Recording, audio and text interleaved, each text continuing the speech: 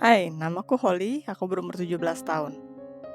Pernahkah kamu khawatir bahwa penampilanmu tidak memenuhi standar kecantikan? Hidung bengkok, kuping besar, terlalu kurus, atau gemuk?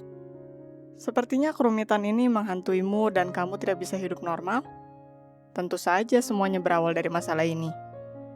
Masalahku adalah ukuran payudaraku, atau lebih tepatnya di ketidakhadirannya.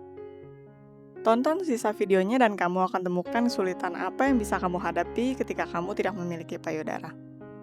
Dari luar itu mungkin terlihat bahwa aku memiliki hidup yang ideal. Aku memiliki hubungan baik dengan orang tuaku. Aku memiliki kakak laki-laki yang merupakan sahabatku. Aku belajar di kampus ternama dan tidak membutuhkan apapun. Tapi ada satu masalah yang meracuni hidupku. Aku berumur 17 tahun dan aku tidak memiliki payudara sama sekali. Tidak ada. Aku akan langsung mengatakannya. Kekurangan payudara untuk gadis adalah bencana.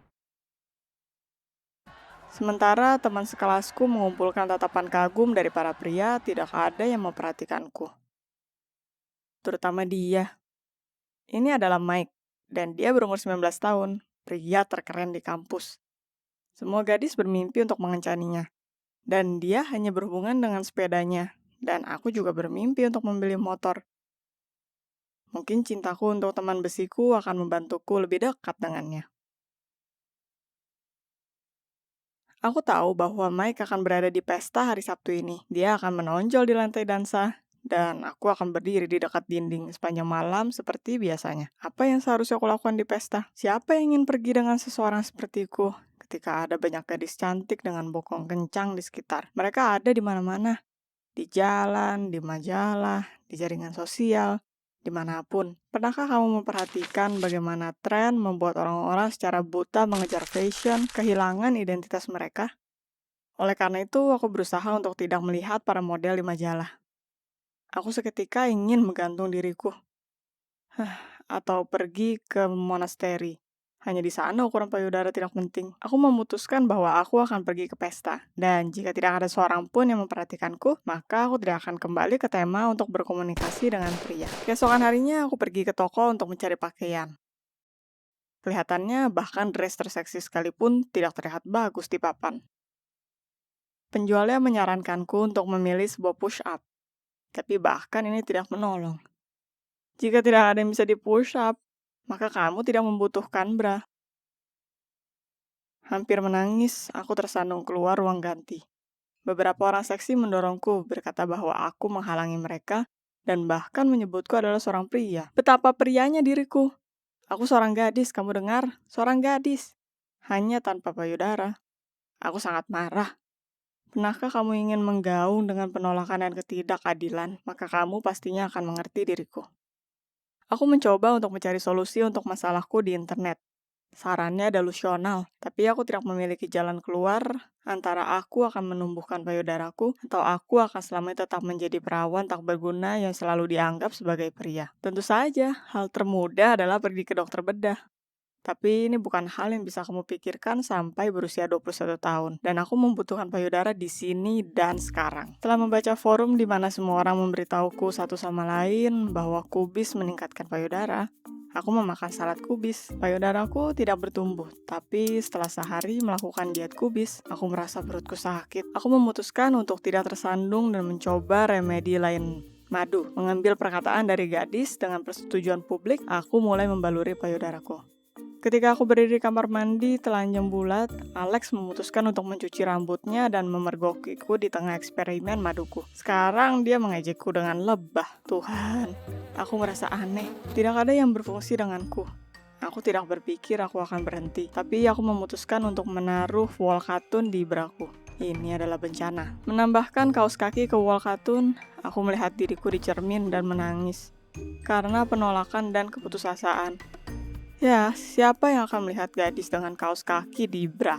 Aku bahkan tidak menyadari Alex masuk ke kamar. Itu baik untuknya. Dia menghabiskan sepanjang hari berkendara dengan para gadis di sepedanya. Dan dia sering bergaul dengan Mike. Aku pasti terlihat kasihan. Bahkan kakak kurusku berusaha untuk menenangkanku. Ketika aku benar-benar putus asa, aku menceritakan Alex semuanya tentang kerumitanku. tentang kubis, tentang pesaing seksi, dan tentang Mike. Alex menenangkanku sebanyak yang dia bisa. Dia berkata bahwa pria tidak memperhatikan payudara kami. Dan yang terpenting adalah kebaikan, perhatian, dan kesetiaan. Dan penampilan adalah hal kedua. Kakakku meyakinkanku bahwa para pria bertemu gadis seksi hanya untuk seks dan menikahi seseorang yang baik dan bisa diandalkan. Mempercayai kakakku, aku memutuskan untuk menulis Mike. Tapi seketika aku melihat profilnya di jaringan sosial, aku merasa bahwa aku menjadi gila dengan kemarahan lagi. Di halamannya adalah fotonya dipeluk oleh kecantikan yang sesungguhnya. Kebaikan dan perhatian. Pria ini hanya mendekati model dengan otak ayam dan dada besar. Aku kembali ke internet. Aku akan menemukan sebuah cara untuk meningkatkan payudaraku. Tidak peduli apa resikonya. Ternyata seseorang mendengar doaku. Segera aku mengunjungi website yang menjual krim penumbuh payudara. Pernahkah kamu akan melakukan apapun demi mimpimu? Aku pernah. Jadi sebelum aku membaca instruksinya, aku menempatkan pesanan, menghabiskan seluruh uangku yang telah aku tabung untuk membeli motor untuk memesannya. Itu sulit untuk menyerahkan mimpi akan sebuah motor, tapi dadaku lebih penting, dan aku tidak ingin membuat diriku lumpuh. Ketika aku menerima paket, aku segera mengunci diriku di kamar mandi. Aku tidak ingin Alex menangkapku lagi. Setelah membalurkan krimnya, aku menanti hasil cepatnya. Dan ya, tapi bukan yang aku inginkan. Sore harinya aku merasa buruk. Ruam bermula di dadaku. Kepalaku sangat pusing dan aku hampir tidak bisa turun dari tempat tidur. Setelah menunggu hasil yang memudar, aku memutuskan untuk kesempatan kedua. Aku mungkin telah melakukan suatu kesalahan. 1 jam kemudian aku merasa buruk, seluruh dadaku terbakar dan melepuh. Aku ingat ketakutan di wajah kakakku. Dia menyadari bahwa aku merasa buruk dan memanggil ambulans. Aku berada di rumah sakit dengan serangan alergi yang parah. Dokter berkata bahwa jika aku melanjutkan eksperimen, aku bisa memiliki masalah kesehatan yang serius. Keesokan paginya, Alex masuk ke kamarku.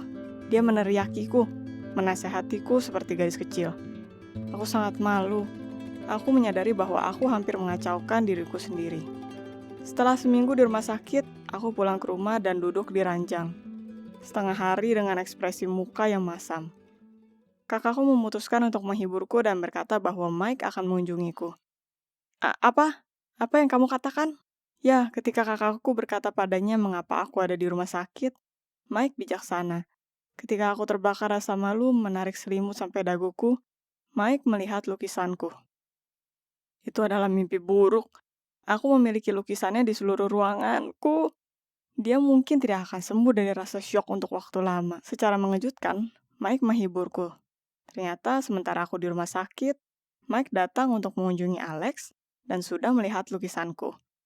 Itulah saat Alex memberitahunya. Aku ingin tanah menelanku. Rahasiaku telah diketahui. Dia tentunya terkejut untuk pertama kalinya. Tapi Mike tidak mentertawakan kerumitanku. Dia bahkan memberitahuku bahwa sepupunya Kate memiliki masalah sebaliknya. Dia sering tidak percaya diri karena dadanya yang besar. Ya, dia adalah sosok cantik di foto yang membuatku sangat marah.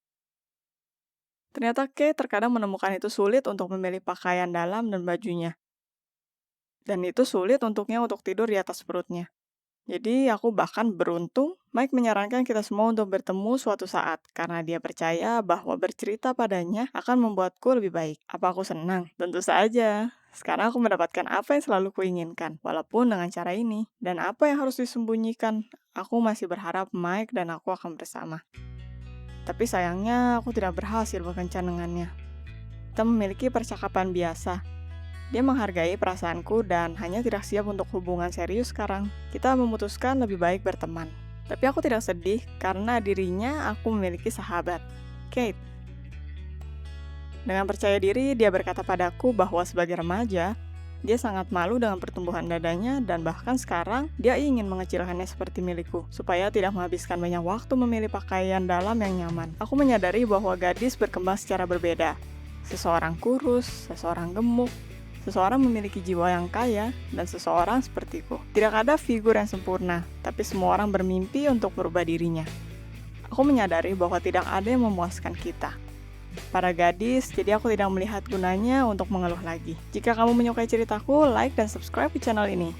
Tulis di komentar kesulitan apa yang sedang kamu hadapi. Mungkin kita akan menulis cerita tentangmu. Dan tetap menjadi dirimu sendiri.